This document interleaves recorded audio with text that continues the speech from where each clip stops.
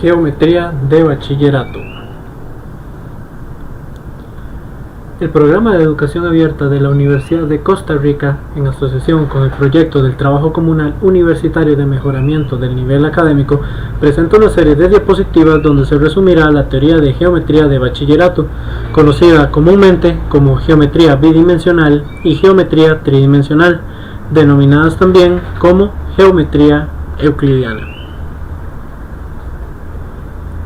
Capítulo 1. Rectas y ángulos. En este capítulo se verán términos básicos que son importantes para comprender los fundamentos teóricos del trazo o construcción de formas como cuadriláteros, triángulos, cubos, conos y pirámides, entre otros.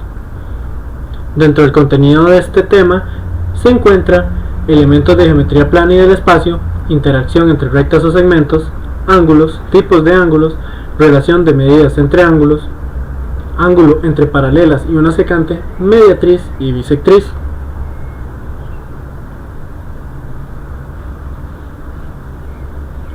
Elementos de geometría plana y del espacio. Estos son términos que no se deben saber de memoria, sin embargo deben ser fácilmente reconocidos en el enunciado de un problema. El punto o los puntos no tienen magnitud o dimensión, carecen de medida representativa como altura, ancho o largo. El punto representa una posición en el plano o en el espacio que puede ser referenciada con respecto a un sistema de coordenadas. Por ejemplo, el sistema de coordenadas XY referencia un punto en un plano. La coordenada del punto en XY es igual a x igual 3 e x igual 2. De igual forma, el sistema de coordenadas x, y, z referencia un punto en el espacio donde la coordenada del punto en x, y, z es x igual 3, y igual 2 y z igual 2. Elementos de geometría plana y del espacio. Continuación, tenemos puntos colineales y no colineales. Tenemos dos puntos, P1 y P2, son colineales y se puede trazar una línea o una recta, L1 en este caso, que une los dos puntos, mientras que los puntos que no pertenecen a la recta son puntos no colineales con los puntos P1 y P2, en este caso el punto P3. Dos puntos determinan una recta, y un solo punto también puede determinar una infinidad de rectas. Puntos coplanares y no coplanares. Si tenemos un plano como este P1, todos los puntos que se dibujan sobre un plano son coplanares.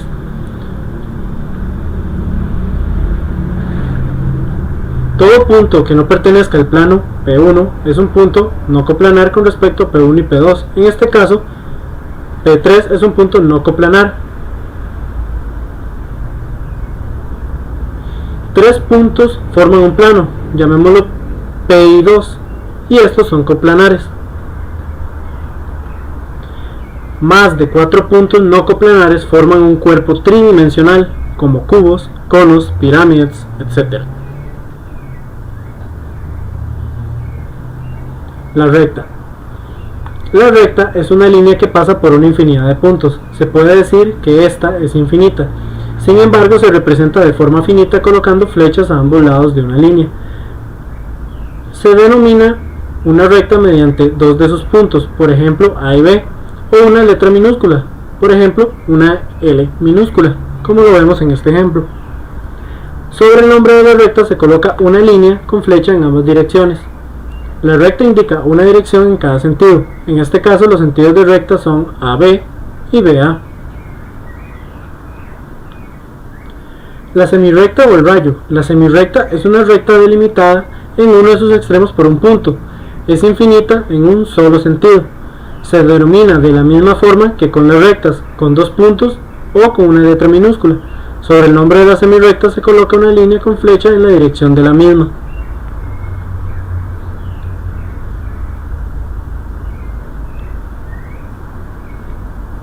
Segmento o segmento de recta es una línea que está delimitada por dos puntos, A y B, y puede ser cuantificada o medida. En este caso, si medimos el segmento AB con una regla lineal, se descubre que mide 13 centímetros. Se le llama segmento de recta porque se obtiene de cortar una recta entre dos puntos, dejando el segmento. Plano. El plano es un elemento geométrico ideal que posee dos dimensiones, largo y ancho, o también alto, y contiene infinidad de puntos y rectas. El plano es ilimitado. Se denominan con las letras mayúsculas de los puntos en los vértices del plano, siguiendo en sentido contrario a las manecillas del reloj, formando A, B, C y D. También pueden ser utilizadas formas más simples, como letras mayúsculas o letras griegas, minúsculas como P sub 2 o A, respectivamente. En este caso, vemos, como dijimos en el ejemplo, que siguiendo en sentido contrario a las manecillas del reloj, se forma A, B, C y D, partiendo de A, terminando en D. Los planos pueden ser determinados como mínimo por, el primer caso son tres puntos coplanares. Los puntos P1, P2 y P3 determinan el plano A. Dos segmentos o rectas secantes. Los segmentos secantes L1 y L2 determinan el plano B. Dos rectas paralelas. Los segmentos paralelos L1 y L2 en este caso determinan el plano G. Una recta y un punto que no pertenece a esta, la recta L2 y el punto P1, determinan el plano D.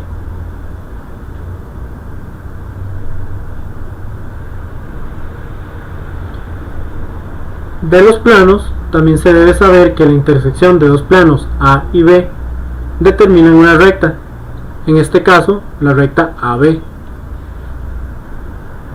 Una recta está contenida en un plano si dos de sus puntos están en dicho plano. Por ejemplo, si tenemos un plano A, la recta L1 está contenida en este porque dos de los puntos que lo conforman, P1 y P2, pertenecen también al plano. Rectas coplanares.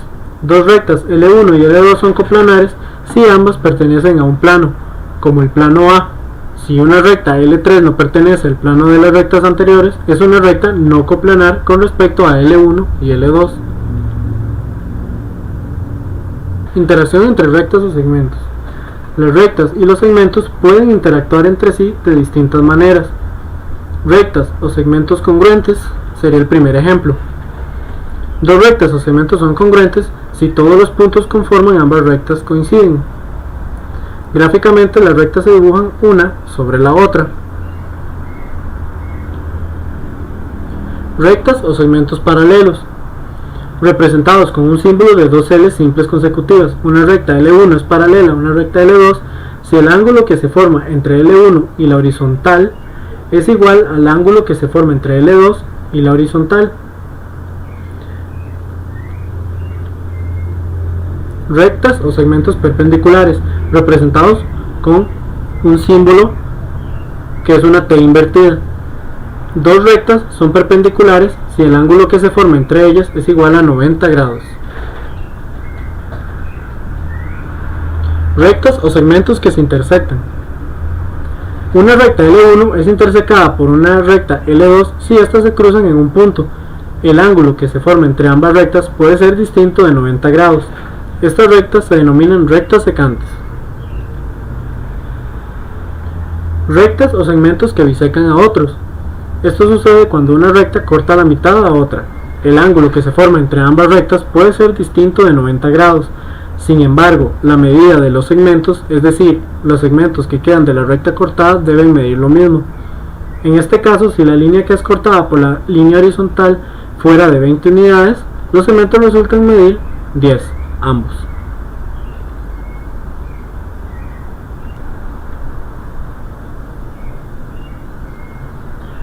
Ángulos. Concretamente, un ángulo se puede definir como el espacio que hay entre dos lados que convergen en un vértice. Los ángulos son marcados con un arco y se le da un nombre, en este caso lo hemos llamado cita. Los ángulos comúnmente son nombrados conforme a tres letras. Estas tres letras marcan el punto inicial de uno de los lados, el vértice y el punto inicial del otro lado. De esa forma acomodamos las letras en el sentido contrario a las manecillas del reloj, como indican estas dos flechas. Así nombramos el ángulo que antes nombramos cita, como ángulo de ABC o como lo vimos ahí abajo, menor que ABC. Tipos de ángulo. Los ángulos se pueden clasificar dependiendo de su dimensión o su naturaleza. Si clasificamos los ángulos de acuerdo a su dimensión, estos se pueden clasificar en los siguientes. El ángulo agudo quiere decir que si el ángulo θ tiene una medida de entre 90 grados y 0 grados, es agudo.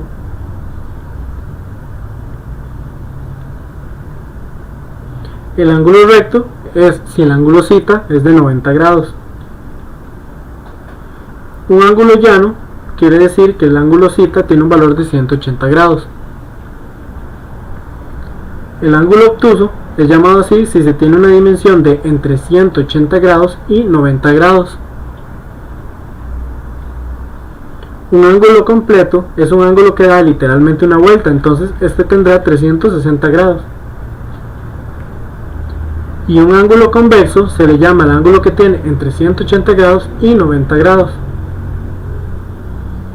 Por último, el ángulo cóncavo es aquel ángulo que tiene entre 360 grados y 180 grados.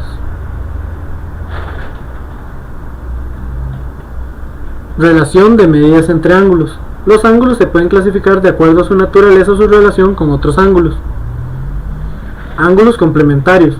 Son dos ángulos cuya suma tendrá por resultado 90 grados.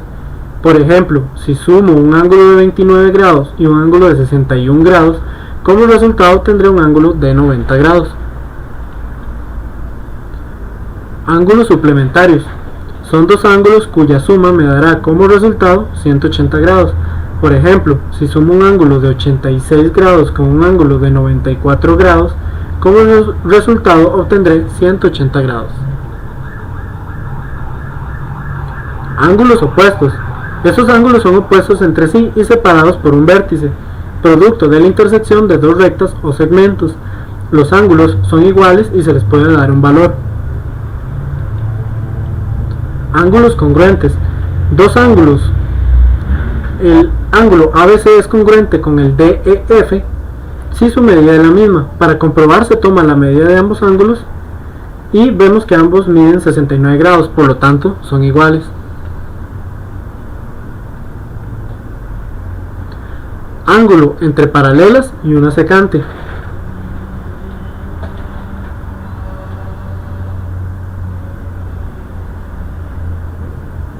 Ángulos correspondientes. Si una recta transversal L3 corta a dos rectas paralelas L1 y L2, los ángulos correspondientes son los que están al mismo lado de las paralelas y al mismo lado de la transversal. Los ángulos correspondientes son congruentes. Si se miden ambos ángulos de la figura, se comprueba que ambos miden 69 grados.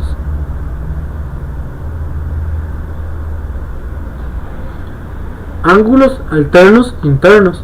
Si una recta transversal L3 corta a dos rectas paralelas L1 y L2, los ángulos alternos internos son los que están entre las paralelas a distintos lados de ellas y a distintos lados de la transversal. Los ángulos alternos internos son congruentes. Si se miden ambos ángulos de la figura, se comprueba que ambos miden 69 centímetros. Ángulos alternos externos. Si una recta transversal L3 corta a dos rectas paralelas L1 y L2, los ángulos alternos externos son los que están en la parte exterior de las paralelas a distinto lado de ellas y a distinto lado de la transversal. Los ángulos alternos externos son congruentes. Si se miden ambos ángulos de la figura, se comprueba que ambos miden 69 centímetros. Ángulos conjugados internos. Si una recta transversal L3 corta dos rectas paralelas L1 y L2, los ángulos conjugados internos son los que están en la parte interior de las paralelas, a distinto lado de ellas y al mismo lado de la transversal. Los ángulos conjugados internos son suplementarios. Si se miden ambos ángulos en la figura, uno mide 69 y el otro 111, los cuales suman 180 grados. Ángulos conjugados externos. Si una recta transversal L3 corta dos rectas paralelas L1 y L2, los ángulos conjugados externos son los que están en la parte exterior de las paralelas, al mismo lado de ellas y al mismo lado de la transversal. Los ángulos conjugados internos son también suplementarios. Si se miden ambos ángulos en la figura, uno mide 69 grados y el otro 111 grados, los cuales suman 180 grados. Por último, en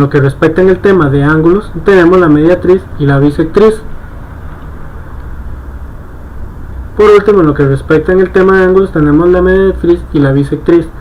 La mediatriz es una recta o línea, llamémosla L2, que corta una recta o línea, llamémosla L1, en dos partes iguales. Si dividiéramos esta recta que mide 20 unidades en dos partes iguales, obtendríamos dos segmentos de 10. La mediatriz es perpendicular al segmento que corta, es decir, los ángulos de ambos lados de la mediatriz con respecto al segmento que corta son 90 grados.